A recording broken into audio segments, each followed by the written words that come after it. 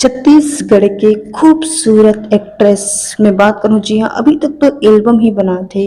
नाम हवे रितिका यादव। जी हाँ, जो राजिम की रहने वाली है रितिका यादव। और रितिका यादव की मैं फैन फॉलोइंग की बात करूं तो छत्तीसगढ़ में बहुत ही जबरदस्त रितिका यादव के फैन फॉलोइंग है। जी हाँ, मैं बात खबर कर रही थी रितिका यादव के, मतलब बताऊं कि रितिका यादव अभी हाल ही में फेस ऑफ द मंथ जो है जीते हैं। ऋतिका यादव के बारे में बात करो, वो बहुत जल्द है अब मतलब छत्तीसगढ़ी सिनेमा जगत में दिखाई देने वाला है। खबर की एक फिल्म के जो है शूटिंग चालू हो चुकी है। हालांकि फिल्म के जो है नाम अभी पब्लिक से नहीं हुए हुए, लेकिन मैं बात कर रहा हूँ ऋतिका यादव बहुत ही जल्द अपन के छत्तीसगढ़ के सिनेमा जगत में दिखे नजर आई है। और ये फेस ऑफ द मंथ जीते हुए अपन इस्माइल के साथ, एक इस्माइल है जो है बहुत ही गजब के छाप छोड़ थे, एक बहुत ही बढ़िया लगते।